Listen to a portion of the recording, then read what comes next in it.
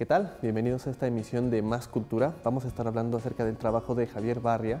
Él es un actor formado en la Facultad de Teatro de la Universidad Veracruzana, pero se dedica más recientemente a una labor que poco a poco agarrado fuerza en nuestro país, que es la comedia en el formato stand-up.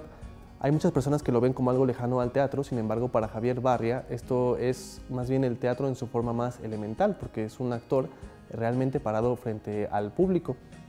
La diferencia que él considera crucial es que en este caso lo que hay que hacer es elaborar y decir material propio. En otros países el stand-up ha alcanzado un nivel como el que ocupa a lo mejor la discusión entre los intelectuales en los periódicos, e incluso hay comedia con tintes filosóficos muy marcados. Vamos a escuchar más acerca de Javier Barria. Quédense con nosotros en Más Cultura. Javier Barria es un reconocido comediante veracruzano, formador de muchos nuevos talentos de este género. A pesar de que inicialmente no completó su formación académica en teatro, ha alcanzado una posición en proyectos de renombre en nuestro país. Eventualmente, Javier concluyó su licenciatura en teatro en la Universidad Veracruzana y exploró otros espacios de formación, como el taller de teatro del CEDART, y participó en puestas escénicas en nuestro estado. Es iniciador de agrupaciones teatrales como la Comicompañía, Bamba Show, y también ha participado en la pantalla grandes en filmes como Otilia Rauda y los cortometrajes Libra y Franco. Javier Barria tiene muchísima experiencia en la comedia que está pensada para presentarse en un bar. Inició la compañía Los Estandopedos para reunir a comediantes y ofrecer noches de risas, además de sus talleres de comedia que sirven para preparar al humorista. No solamente para enfrentarse al público, sino para pulir un chiste, saber rematarlo y hacerlo fluir. Así, Javier Barria es el actor que decidió dedicar su vida a hacer reír a su público. El papá de mi abuela era una variedad, digamos, de actor que ya se extinguió, que se llamaba transformista. Entonces él hacía sus libretos, sus obras, y él hacía todos los personajes. Recuerdo que una vez hacía falta máquinas de coser para que las señoras que no tenían en su casa fueran a la casa del campesino y cosieran. Y dijo mi abuela, vamos a hacer una obra y lo que se gane lo vamos a donar para las máquinas de coser. Y entonces ya la gente entraba, veía la función, salían y dábamos otra función. Y ya entre una y otra mi abuela muy ceremoniosa nos decía, descansen actores, que va a entrar la siguiente función. Ella estaba muy familiarizada con el teatro y a todos los que fuimos sus nietos o somos sus nietos, nos puso a actuar y yo hice teatro con ella, obras de mi abuelo de chavito. Después, cuando llegué a Jalapa, tenía yo como 17 años, no sabía realmente qué iba a estudiar. Y me metí a leyes porque ya era la única carrera donde había cupo. Y quiso la buena suerte, el destino, que conocí a una persona que es Ernesto Ballesteros, que era el novio de una amiga, y lo vi leyendo algo de Rosario Castellanos. Y le dije, ¿qué haces? Y me dijo, estoy haciendo mi tarea. Le digo, ¿en qué escuela te encargan de tarea leer a Rosario Castellanos? Me dijo, en la Facultad de Teatro. Y yo, ¿Facultad de Teatro? ¿Existe eso? Sí, claro. Soy la generación 84-2000. ¿Por qué? Estudié 2 años y me fui a Mérida a vivir 10 años. Y ahí descubrí este oficio de la comedia. Entonces, en aquel entonces, pues para ganar unos pesos yo vendía perfumes y luego llegaba al teatro a vender maquillajes.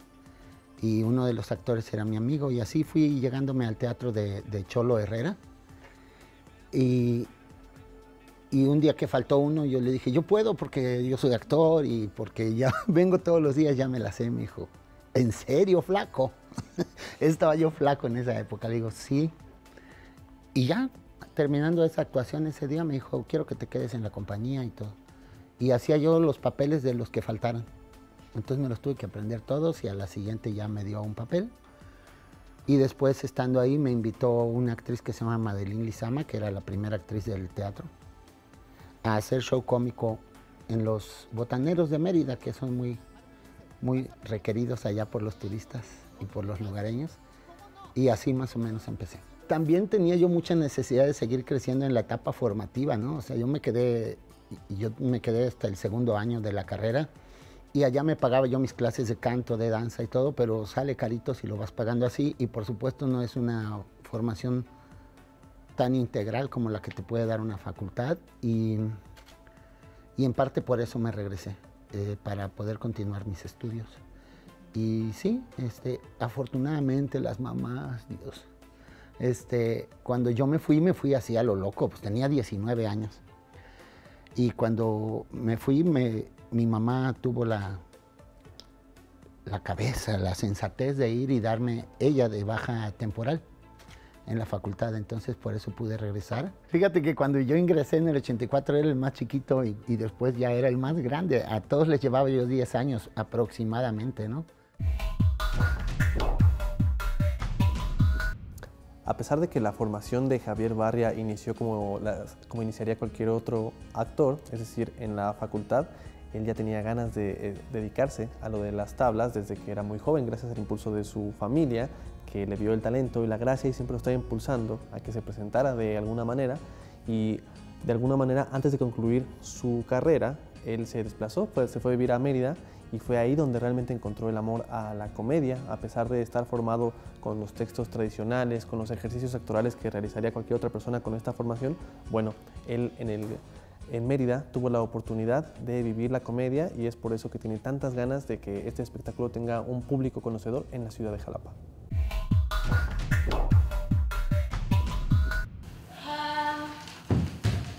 El 6 de agosto del 2014, el río Sonora, que llevaba una chulada de agua, se tornó de color naranja.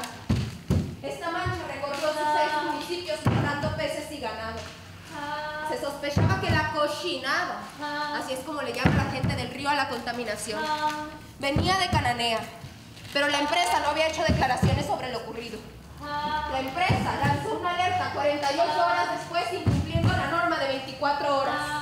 Y no fue hasta el 12 de agosto, 6 días después del derrame, que hizo oficial la alerta. Las primeras justificaciones por parte del Grupo México fueron las lluvias atípicas días pasados. Estas habrían provocado el desborde de agua mezclada con sulfato de cobre en el arroyo Tinajas, el cual desemboca en el río Bacanush. Este es el río Sonora, una arteria de 420 kilómetros que atraviesa el centro del estado. Es una obra documental. Hay varios testimonios que recuperamos con personas que viven allá, personas que conocimos y que de alguna manera pues nos tocaron o nos parecieron entrañables y que recuperamos en la obra. ¿Ven este árbol enorme que está aquí? Pues dicen que debajo hay oro, que mucha gente que viene de Canadá, de allá del otro lado, quiere venir a explorar el terreno, pero el viejito, que es el dueño, los corre. Dicen que le han ofrecido una millonada por el terreno, pero el viejito, mira, bien abusado, ¿verdad? Sí, verán todo lo que dicen aquí en San Felipe de Jesús. Es un lugar, miren, fantasmagórico, si yo les contara todo lo que pasa aquí. Mira, dicen que hay tesoros escondidos debajo de las casas y mira, la gente se pone a escarbar. ¿Y verdad que qué pasa, Ricardo? Ay, no, pues dicen que se les aparecen los fantasmas a quien trata de sacar los tesoros de la gente, pues. Sí. Habla sobre un viaje que hicimos Diana y yo, que es mi otra compañera en escena y pues también de vida ya, ¿no? Sobre el río Sonora. Hicimos este viaje porque en el 2014 Grupo México derramó metales pesados en el río Sonora y fue un gran impacto para todas las comunidades que viven alrededor del río. Mis niños se metieron a bañar al río 2 días después de que habían echado toda esa cochinada. A los 2 les salieron ronchas por todo el cuerpo, pero solo a mi niña se le empezó a caer el cabello. En cuanto me enteré del derrame, les mandé hacer pruebas en la sangre y en la pipí. A los 2 les salieron metales pesados por todo el cuerpo. Yo no sabía que el río estaba envenenado. La obra va hacia la particularidad de las personas que lo vivieron y creo que eso hace que empatices de una forma pues sensible, no humana, o sea, empatizar desde lo humano, no desde la distancia, ¿no? Sino como algo muy cercano, algo que todos podemos sentir. El metal que les da esquizofrenia. ¡El manganeso!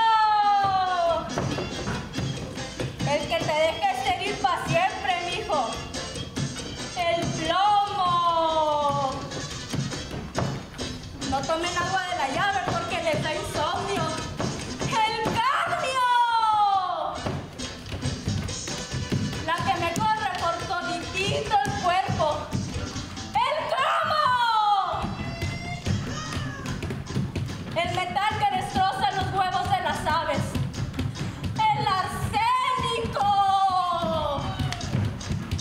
la fortuna del Grupo México, ¿por qué no? ¡El cobre! Diana, ahí viene el que se nos muere toditito los días. ¡El cuerpo! Comenzamos con la investigación del documento que ya existía, lo que los medios nos brindaron sobre el suceso, y como a los 3 meses aplicamos una beca, la vaquita. Recibimos el apoyo y con eso podemos financiar la creación del montaje. Vaca 35 fueron los que nos trajeron para acá, son los productores, son unos grandes compañeros, se volvieron parte de la familia y pues gracias a ellos estamos aquí. Mi niña tiene 12 años, pronto irá a la secundaria, pero está muy asustada porque no quiere que le vean las ronchas que le han salido en todo el cuerpo. Son ronchas con pus. No tenemos dinero para los exámenes de sangre de la niña. Cuando pasó lo del derrame, vinieron unos doctores y dijeron que mi esposo y mis niños tienen metales pesados en la sangre. Eso dicen los estudios.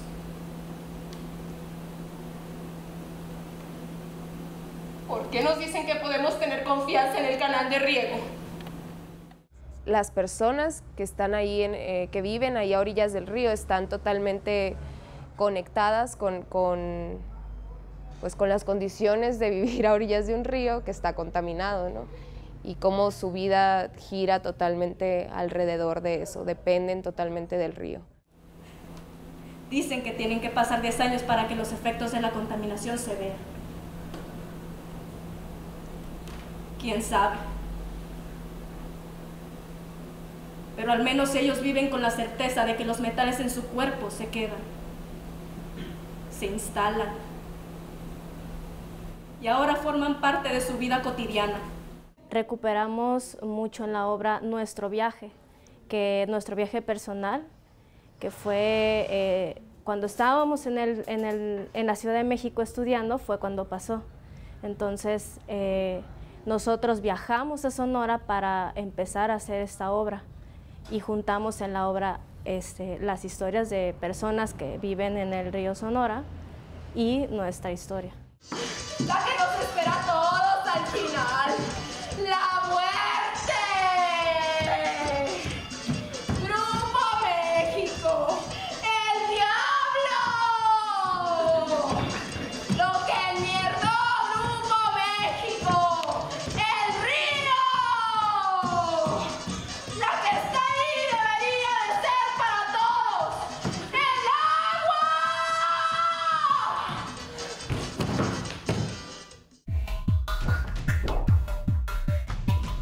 En Mérida, durante esos 10 años no dejé de hacer teatro en ningún momento.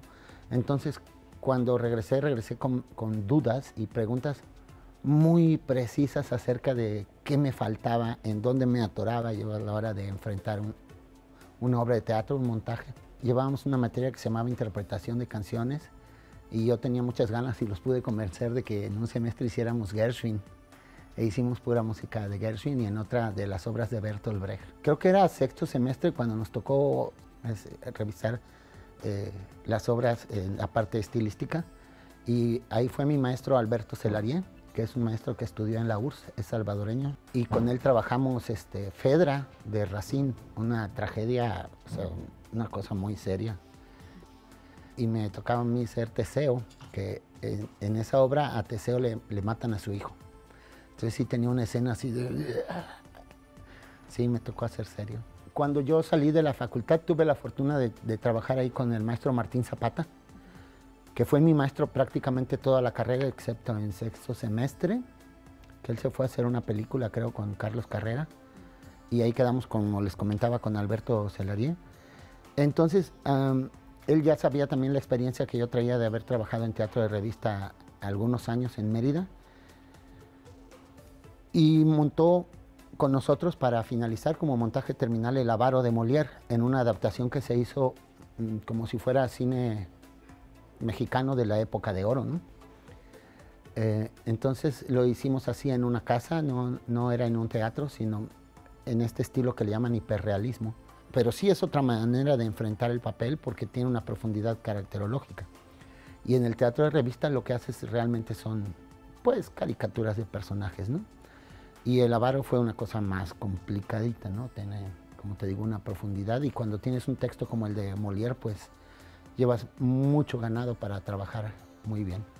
Después, bueno, yo creo que en escena volví a hacer comedia también con el maestro Francisco Beberido, que hicimos una que se llamaba Prolegómenos, que son dos actores, el director y el actor son los personajes, y llegan a la función para dar la función y nunca pueden empezar.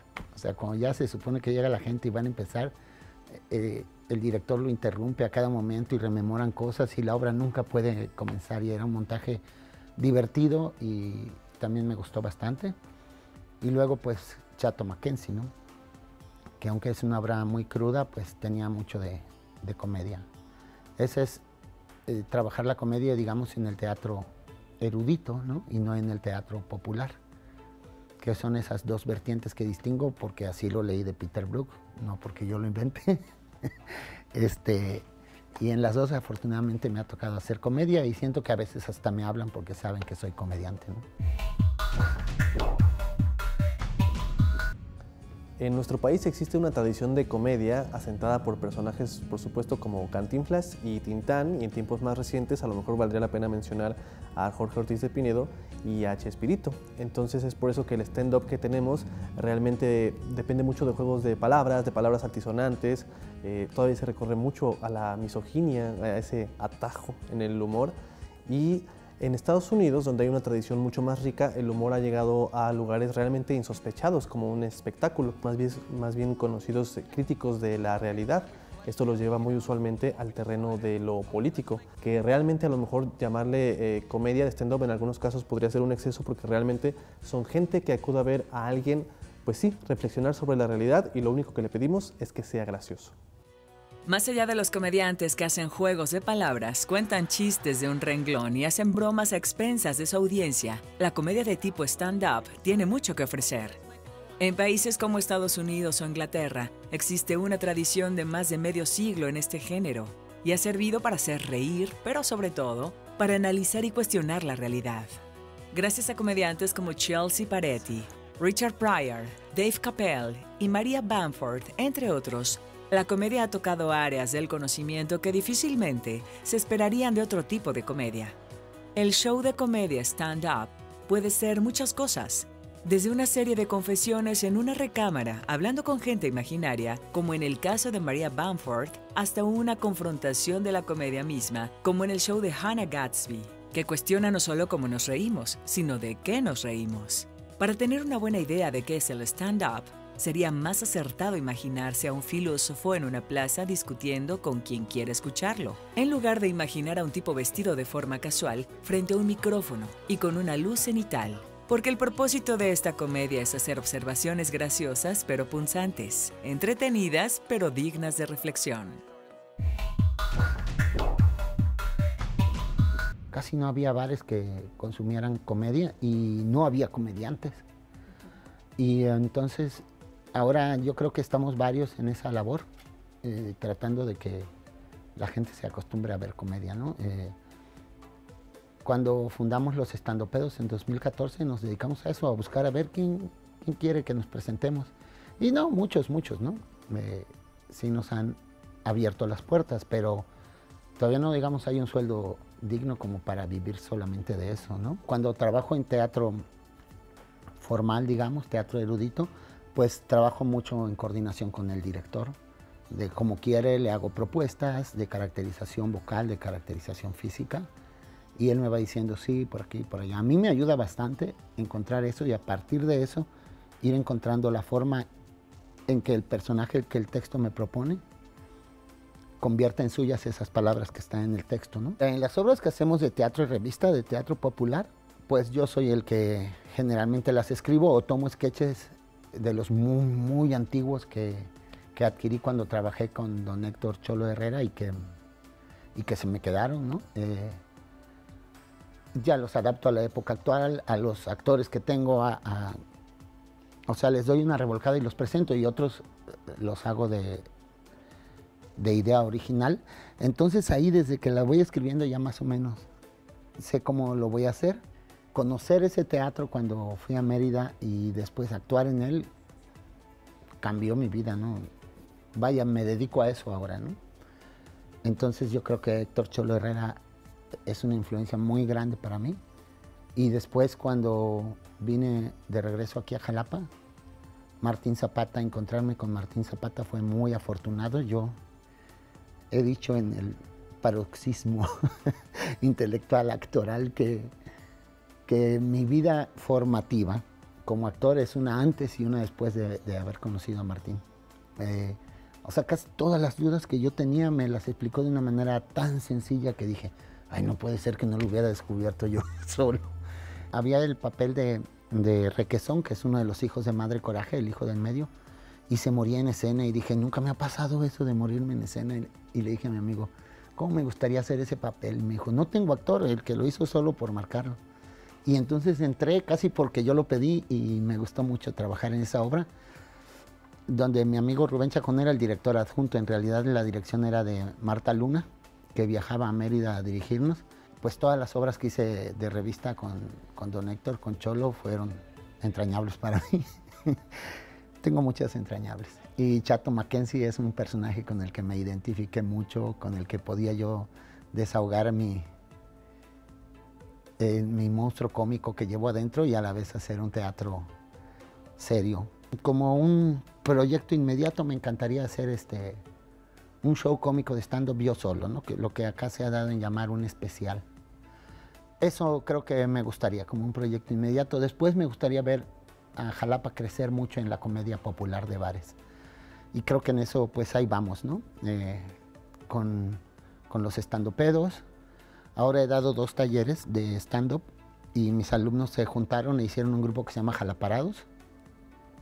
Y los compañeros de La Flor de la Comedia también. Creo que ahí vamos tratando de posicionar a Jalapa en la comedia y que haya más comediantes.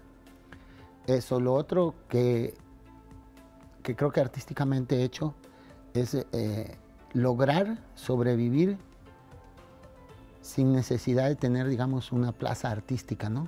He tenido 2. Tuve una plaza de la Compañía de Teatro del Estado de Yucatán, que renuncié para irme a trabajar con Cholo y poder andar de gira y todo. Y luego tuve una plaza de la Compañía de Teatro de la Secretaría de Educación, una plaza federal, que también ya tenía pensado renunciarla, pero afortunadamente me corrieron antes, y fue afortunado porque entonces me tuvieron que liquidar, ¿no? Quedaron una lanita, y la renuncié para poder andar de gira con Bamba Show. Muchos me han dicho que estoy loco por eso, pero bueno, he logrado poder vivir pues haciendo lo que me gusta, ¿no? Estamos hablando acerca del stand-up y de Javier Barria. ¿Quién sabe realmente cuáles son los elementos cruciales para tener un buen especial de stand-up, una buena rutina? Puede ser que uno tenga una historia excelente o a lo mejor una manera talentosa para contar los chistes, pero lo que es verdad es que hay mucho de actuación ahí, hay mucho de repetir, practicar, por lo tanto se puede enseñar y aprender con los mismos métodos con los que uno aprende teatro. Es por eso que Javier Barria ha hecho ya varios talleres, tiene ya varios egresados de su escuela de stand-up con su grupo, que son los Jalaparados. También tiene varias colaboraciones con los estandoperos, y si pueden, chequenlo, usualmente da cursos en la ciudad de Jalapa. Él realmente trajo para acá el stand-up a la ciudad de Jalapa porque notó en 2014, 2015, que realmente el tipo de comedia nocturna que había aquí se parecía muy poco, y Jalapa podría ser una buena audiencia para este tipo de espectáculo. Esto fue Más Cultura, nos vemos la próxima. Si me preguntas qué me falta, creo que en este momento así mucho, nada, seguir haciendo comedia.